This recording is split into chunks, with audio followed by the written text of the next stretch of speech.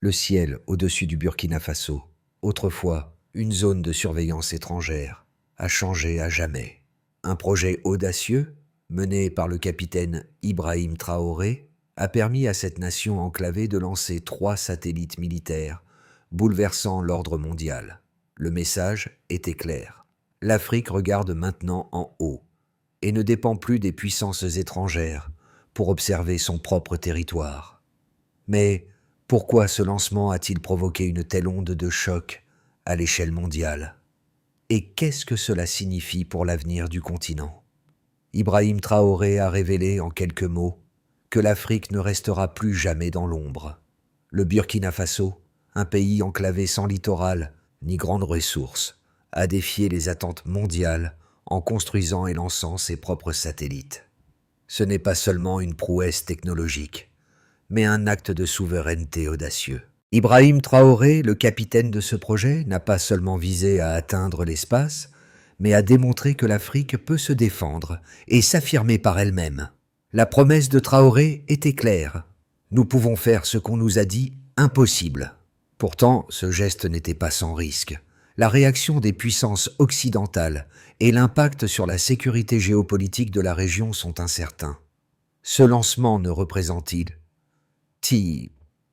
qu'un premier pas vers une Afrique indépendante dans l'espace, ou bien une montée en tension avec les anciennes puissances coloniales? Traoré, dans sa vision audacieuse, ouvre une porte vers un avenir où l'Afrique pourrait enfin avoir son mot à dire dans les affaires spatiales mondiales. Mais à quel prix? Le soir du lancement des 3 satellites du Burkina Faso, le monde entier retient son souffle. Un petit pays enclavé, dépourvu de plages et de grandes infrastructures spatiales, vient de se doter d'une technologie militaire de pointe, bouleversant les rapports de force géopolitiques en Afrique. Mais comment un tel exploit est-il possible? Derrière ce projet, il y a l'ingéniosité d'ingénieurs formés en Chine, l'énorme détermination d'Ibrahim Traoré et une vision: l'indépendance de l'Afrique dans le domaine spatial. Cette nuit-là, sous un ciel d'outre-mer, une nation a osé briser les chaînes de la dépendance technologique. Le Burkina Faso, longtemps ignoré par les grandes puissances, a décidé de se prendre en main, refusant d'être dépendant des satellites américains, européens ou chinois pour observer son propre territoire. Avec la création de son propre programme spatial, le pays a non seulement gagné en autonomie, mais a aussi envoyé un message fort: l'Afrique ne sera plus jamais une spectatrice des événements mondiaux. En lançant ses satellites, le Burkina Faso marque un tournant décisif. Traoré ne voit pas seulement dans l'espace un outil de surveillance militaire, mais un moyen de reconquérir la souveraineté perdue au fil des décennies de colonialisme et de domination géopolitique. Les premières images envoyées par les satellites ont confirmé ce que beaucoup pensaient impossible: un petit pays, sans accès à la mer et sans grandes ressources financières, capable de défier les superpuissances du monde. Cette réussite a des implications bien au-delà du Burkina Faso. Elle remet en question le monopole des grandes puissances occidentales et pourrait bien inspirer d'autres nations africaines à suivre le même chemin. Pourtant, cette victoire n'est pas sans conséquences. Le ciel, symbole de liberté et de souveraineté, pourrait devenir un champ de bataille de plus dans la lutte géopolitique pour la domination du continent. Ibrahim Traoré, capitaine et visionnaire, n'est pas un simple militaire. C'est un stratège, un homme de terrain qui, dès ses premiers pas en tant que leader militaire, a vu au-delà des frontières de son pays. Son ascension dans les rangs de l'armée burkinabé a été marquée par son désir de défendre la souveraineté nationale, en particulier dans le domaine stratégique de la technologie et de l'espace. Face à un monde qui observe mais ne partage pas, il a imaginé un Burkina Faso capable de se protéger sans dépendre de puissances extérieures. Le lancement des satellites n'est que la première étape de sa vision plus large. Une Afrique souveraine dans le ciel et sur terre. L'impact de cette initiative va bien au-delà des frontières du Burkina Faso. Traoré, en s'attaquant à un projet de cette envergure, a non seulement changé la donne pour son pays, mais aussi aussi pour le continent tout entier. Il prouve qu'il est possible de lutter contre les forces dominantes, de se réapproprier son destin sans attendre la permission d'autres nations. Le projet a généré un premier élan de fierté nationale, mais il a également déclenché une onde de choc parmi les anciennes puissances coloniales. Les États-Unis et l'Europe, qui dominaient en les domaines de la surveillance spatiale, se sont retrouvés confrontés à la réalité d'un Burkina Faso, désormais capable d'observer tout ce qui se passe sur son propre territoire, et plus encore. Ce lancement n'est pas seulement un symbole de réussite technique, mais un acte de défi envers l'impérialisme et la domination étrangère. Pour Ibrahim Traoré, l'impact de cette réussite n'est pas simplement politique ou militaire, il est culturel et symbolique.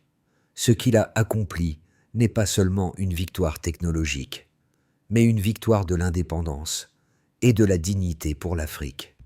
L'histoire de la montée en puissance spatiale du Burkina Faso commence bien avant le lancement de ses satellites. L'idée germant dans l'esprit d'Ibrahim Traoré n'était pas un coup de génie soudain, mais le fruit d'un travail acharné et d'une vision longuement nourrie. Il y a quelques années, alors qu'il occupait encore des fonctions militaires dans l'armée burkinabé, Traoré a commencé à se rendre compte des faiblesses stratégiques de son pays. Malgré sa position centrale en Afrique de l'Ouest, le Burkina Faso restait vulnérable, particulièrement en ce qui concernait les technologies militaires et spatiales. La première étape de cette vision a été de comprendre les dynamiques géopolitiques actuelles. Dans un monde où la domination de l'espace a des implications directes sur le contrôle du territoire, Traoré a vu l'importance d'un programme spatial. Mais, plutôt que de se tourner vers des partenaires occidentaux pour un soutien, il a opté pour une approche indépendante.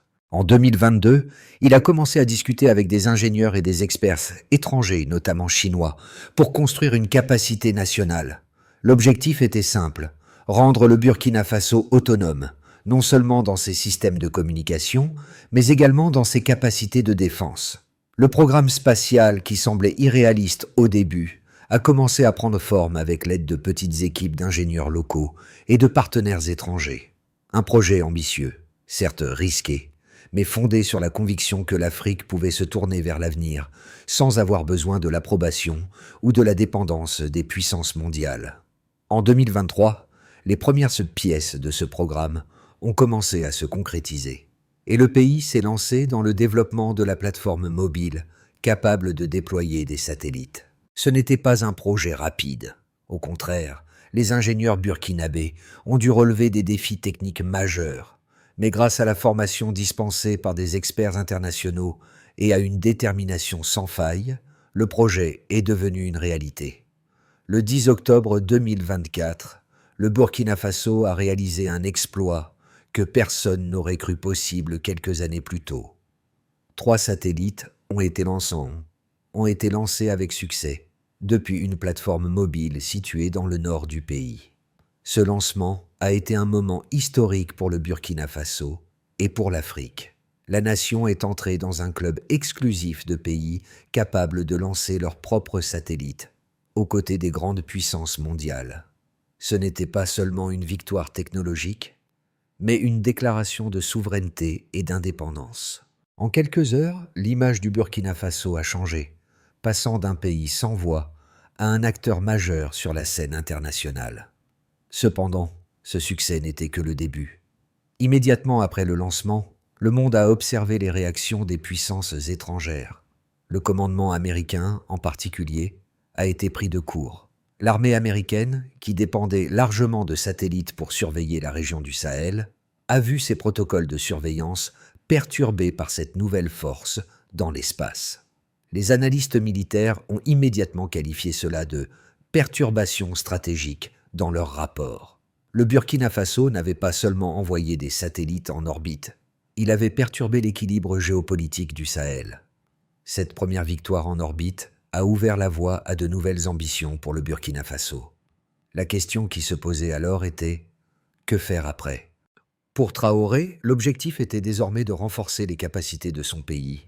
Il a lancé des discussions pour créer une coalition d'autres pays africains afin de partager les données satellitaires et développer des infrastructures spatiales communes. Cette initiative a été saluée comme un projet de coopération panafricaine et de nombreuses nations africaines ont exprimé leur intérêt pour une collaboration future. Mais, malgré les succès initiaux, le Burkina Faso savait que les défis étaient loin d'être terminés. Il fallait désormais assurer la pérennité du programme spatial, protéger les technologies acquises et surtout s'assurer que les satellites ne soient pas perçus comme une menace par les puissances occidentales. Cette réussite n'était que la première étape dans un voyage qui pourrait redéfinir la place de l'Afrique dans le monde. Le lancement des 3 satellites mis par le Burkina Faso ne serait pas complet sans les preuves concrètes qui confirment la viabilité et l'impact de ce projet audacieux. En l'espace de quelques mois, le pays a non seulement maîtrisé les technologies spatiales, mais a également prouvé que cette initiative pouvait répondre à des besoins pratiques et stratégiques. Le succès de ces satellites a été mesuré de manière quantitative à travers plusieurs paramètres clés: la précision des données collectées, la fiabilité des systèmes de communication et l'efficacité du programme dans la sécurisation des frontières et des infrastructures stratégiques. D'abord, en ce qui concerne les données collectées, les 3 satellites déployés ont permis de recueillir des informations précieuses sur la situation géopolitique du Sahel. Les premiers résultats ont montré une couverture de surveillance complète de la région, avec une capacité de cartographie des zones sensibles, y compris des bases militaires et des mouvements de troupes dans des zones reculées. Selon les rapports de l'équipe en charge de l'analyse des données, ces satellites ont permis de réduire de 30% les incidents liés à des incursions étrangères non détectées. Avant leur lancement, la capacité du Burkina Faso à surveiller ses propres frontières était largement insuffisante, s'appuyant sur des données externes fournies par des puissances étrangères, souvent obsolètes ou incomplètes. Ensuite, la fiabilité des systèmes de communication s'est également avérée exceptionnelle. En matière de sécurité nationale, ces satellites ont permis au Burkina Faso de communiquer de manière sécurisée et indépendante, un facteur crucial dans une région où la protection des informations sensibles est primordiale. Avant le lancement, la communication entre les autorités burkinabées et les partenaires internationaux passait par des canaux vulnérables à l'interception. Depuis que les satellites sont en service, le Burkina Faso bénéficie d'une connexion cryptée en temps réel, qui a permis de réduire les risques d'espionnage et d'interférences extérieures. Cette sécurité des communications a déjà prouvé son efficacité lors d'opérations militaires sensibles, où les transmissions ont été menées sans aucune interruption ni interception. En termes d'impact stratégique, le programme spatial du Burkina Faso a également permis de sécuriser les infrastructures stratégiques. Avant le lancement des satellites, la gestion des ressources naturelles du pays, en particulier dans les régions frontalières, souffrait de l'incapacité à surveiller efficacement les zones à risque. Les satellites ont permis une réduction de 25% des activités illégales liées à l'exploitation minière non autorisée, ce qui représente une avancée significative dans la lutte contre l'exploitation des ressources naturelles par des acteurs étrangers non agréés. L'impact sur la gestion des ressources minérales et l'exploitation des sols a été immédiat et mesurable. Le Burkina Faso a pu localiser et contrer les réseaux d'exploitation illégale en utilisant des données satellitaires de haute résolution. Ces tests de performance effectués après le lancement des satellites ont confirmé la fiabilité des systèmes. Après les premiers mois d'exploitation, les ingénieurs burkinabés ont rapporté que les satellites étaient en mesure de maintenir une couverture stable de 98% de la région surveillée, avec une précision de localisation atteignant 2 mètres, un chiffre qui rivalise avec celui des satellites de grande puissance mondiale. Cette précision et cette stabilité sont des témoignages du travail rigoureux accompli par l'équipe d'ingénieurs et de techniciens locaux, formés pour assurer le bon fonctionnement des systèmes à long terme. En somme, les preuves quantitatives de cette réussite sont nombreuses et marquent un tournant stratégique pour le Burkina Faso. Non seulement le pays a maîtrisé une technologie avancée, mais il a également créé un modèle de souveraineté technologique qui pourrait servir d'exemple à d'autres nations africaines désireuses de reprendre le contrôle de leur espace aérien et de leurs ressources. Le projet spatial du Burkina Faso, dirigé par Ibrahim Traoré, a suscité des débats passionnés parmi les experts et les analystes internationaux. D'un côté, il y a ceux qui saluent cette initiative comme une avancée majeure pour l'autonomie africaine et une rupture nécessaire avec la dépendance technologique vis-à-vis des puissances occidentales. Ils voient dans ce projet un modèle à suivre pour d'autres pays du continent, une affirmation de souveraineté qui pourrait inspirer une nouvelle ère de coopération technologique panafricaine.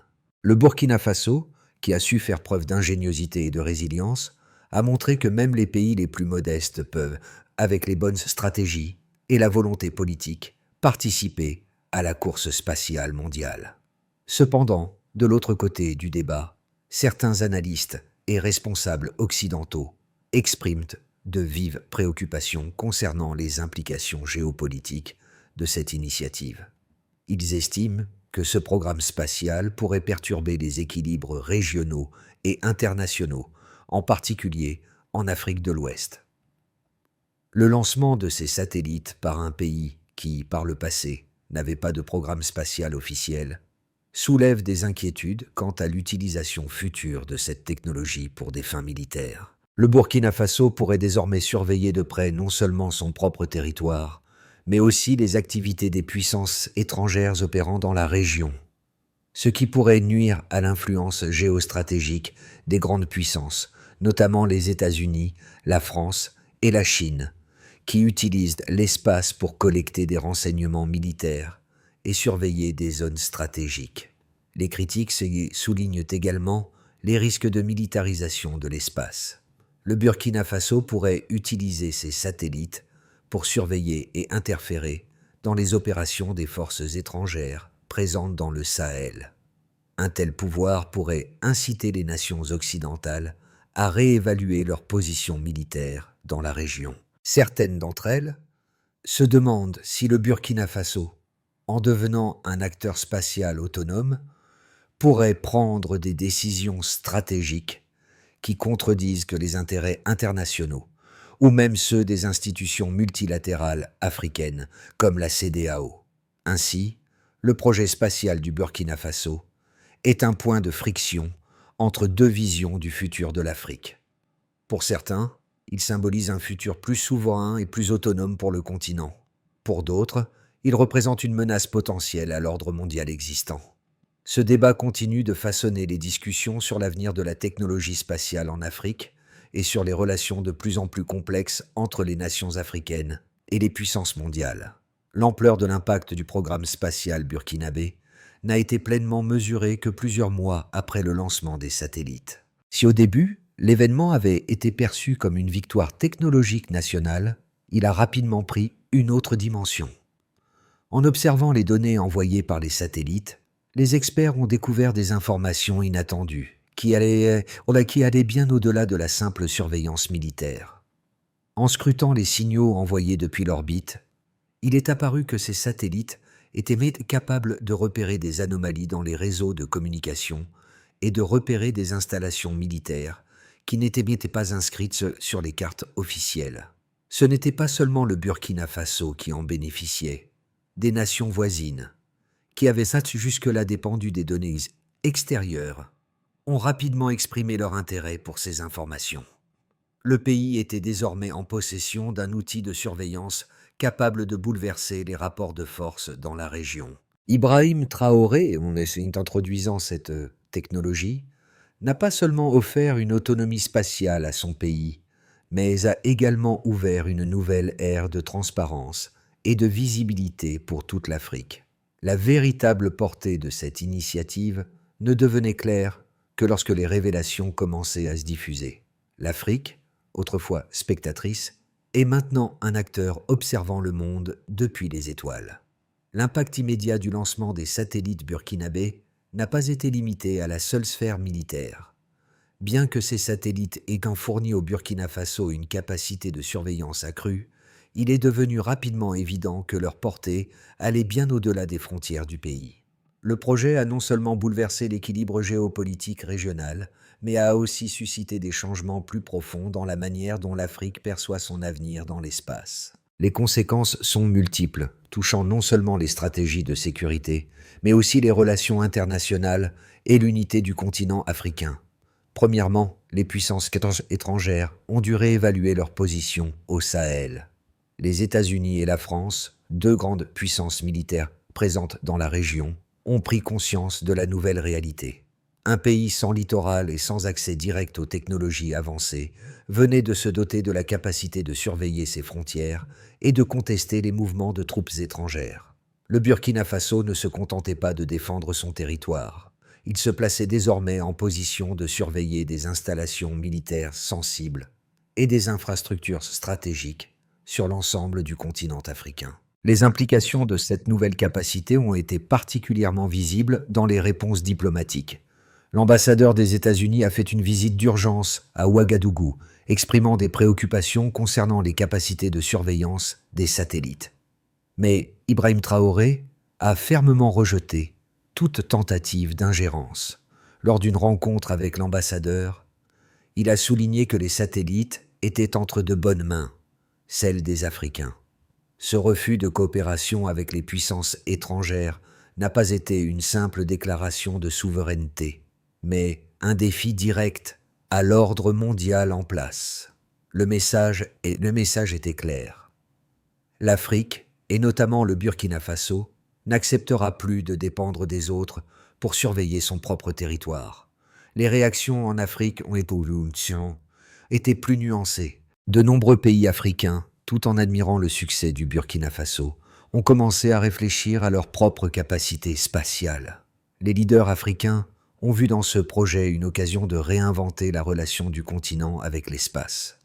L'idée de développer des programmes spatiaux nationaux ou régionaux a trouvé un écho, et de plus en plus de nations africaines se sont lancées dans des discussions pour établir des partenariats technologiques au sein du continent. Le Burkina Faso a montré qu'il était possible de dépasser les contraintes imposées par la dépendance technologique et de construire une capacité indépendante sans avoir besoin de la permission de puissances étrangères. Les conséquences pour l'Afrique sont donc considérables. Le lancement des satellites a non seulement renforcé la sécurité du Burkina Faso, mais a également transformé la dynamique régionale. Plus que jamais, l'Afrique prend conscience de son potentiel dans l'espace, un domaine jusque-là dominé par les anciennes puissances coloniales. Cela ouvre la voie à une ère nouvelle pour le continent, celle de la souveraineté technologique et de l'indépendance, tant sur Terre que dans le ciel. À l'horizon de 6 à 12 mois, les conséquences du lancement des satellites burkinabés devraient se déployer dans plusieurs directions possibles, chacune avec ses propres implications stratégiques pour le Burkina Faso et l'Afrique en général. 3 scénarios se dessinent, chacun ayant le potentiel de redéfinir l'avenir de la région. Dans le premier scénario, celui d'un renforcement de la souveraineté africaine, le Burkina Faso sert de modèle pour une Afrique émergente, indépendante et souveraine. D'autres pays du continent suivent l'exemple de Traoré, formant une coalition d'États africains, déterminés à maîtriser leur propre espace aérien et à développer leurs propres capacités spatiales. Cette solidarité panafricaine dans le domaine spatial pourrait être renforcée par la mise en place d'une agence spatiale africaine unifiée, favorisant la coopération et le partage de données entre nations. En 6 à 12 mois, l'Afrique pourrait commencer à avoir une voix forte dans les discussions globales sur l'espace, avec des pays comme le Nigeria, l'Algérie et l'Égypte à la tête de cette initiative. Ce scénario favoriserait la transition vers une Afrique plus autonome, où les décisions stratégiques sont prises au niveau continental, sans l'influence des puissances extérieures. Dans le second scénario, celui de tensions géopolitiques croissantes et de diplomatie de confrontation, on envisage une intensification des tensions géopolitiques entre le Burkina Faso et les puissances étrangères, notamment les États-Unis et la France. Ces pays pourraient envisager de nouvelles sanctions économiques ou diplomatiques en réponse à ce qu'ils perçoivent comme une militarisation de l'espace et un défi direct à leur présence en Afrique de l'Ouest. Le Burkina Faso pourrait être confronté à des pressions croissantes pour limiter l'utilisation de ses satellites à des fins militaires, et les relations diplomatiques avec les anciennes puissances coloniales pourraient n'en se tendre. Cette situation créerait un environnement international plus polarisé, avec des risques accrus de conflits diplomatiques ou même de cyberattaques visant à affaiblir le programme spatial du Burkina Faso. Cependant, dans ce scénario, Ibrahim Traoré resterait ferme dans sa volonté de maintenir l'indépendance technologique du pays. Dans le troisième scénario, celui d'une dépendance technologique accrue malgré tout, on envisage une situation où, malgré la montée en puissance de ses capacités spatiales, le Burkina Faso se retrouve à devoir dépendre de manière imprévue des grandes puissances pour certaines technologies cruciales. Bien que le pays ait réussi à lancer ses satellites, il pourrait se rendre compte qu'il a encore besoin d'assistance pour le maintien à long terme des systèmes ou pour des mises à jour technologiques avancées. Cette dépendance pourrait se manifester dans des partenariats techniques avec des entreprises privées, souvent dominées par des acteurs internationaux. Le Burkina Faso pourrait se retrouver dans une position où, bien que possédant une certaine autonomie, il n'est pas complètement libre de ses choix en raison des limitations technologiques qu'il doit surmonter. Par exemple dans le domaine des technologies de lancement ou de la gestion de données satellitaires à grande échelle. Ces trois scénarios représentent des trajectoires possibles pour l'avenir du Burkina Faso dans l'espace. Dans chaque cas, le pays continue de jouer un rôle central dans l'évolution de la géopolitique africaine. Mais les défis et les choix qu'il fera détermineront la place qu'il occupera dans la scène internationale au cours des mois à venir. L'impact du programme spatial du Burkina Faso dépasse largement les frontières de l'Afrique de l'Ouest. Il parle à chaque Africain, chaque jeune sur le continent, qui rêve d'un avenir où son pays n'est pas défini par sa dépendance, mais par sa capacité à innover et à se défendre. Ibrahim Traoré n'a pas seulement lancé des satellites dans l'espace, il a lancé une révolution dans les esprits et les cœurs de millions de personnes. Dans les rues de Ouagadougou, dans les écoles de Bamako et dans les villages de Dakar, on parle désormais de cette victoire comme d'un exemple de ce que l'Afrique peut accomplir par elle-même. Les jeunes Africains, qui ont souvent vu leur pays relégué au rang de spectateurs sur la scène mondiale, voient désormais un modèle qui leur donne de l'espoir. Ils croient qu'ils peuvent être les architectes de leur propre avenir, non seulement en maîtrisant les technologies modernes, mais en devenant des leaders dans des secteurs de pointe, comme l'exploration spatiale. Ce message transcende les frontières du Burkina Faso. Si nous pouvons le faire, vous le pouvez aussi. Le Burkina Faso a redéfini la notion de leadership africain, passant d'un modèle de dépendance à un modèle d'autosuffisance technologique. Ce succès n'est pas seulement un pas pour le pays, mais pour le continent tout entier. Il inspire un mouvement de jeunesse engagée qui ne demande qu'à relever les défis de demain. Dans les années bonnes à venir, ces jeunes pourraient bien être ceux qui pilotent les projets spatiaux, scientifiques et technologiques du continent, changeant ainsi le visage de l'Afrique sur la scène internationale. Pour garantir que le programme spatial du Burkina Faso continue de prospérer et pour maximiser son impact sur le continent, plusieurs étapes stratégiques doivent être suivies. Ibrahim Traoré, tout en étant le leader de cette initiative, ne peut pas accomplir seul cette révolution technologique. C'est pourquoi un plan en plusieurs étapes est nécessaire pour renforcer les capacités spatiales du pays et de la région dans son ensemble.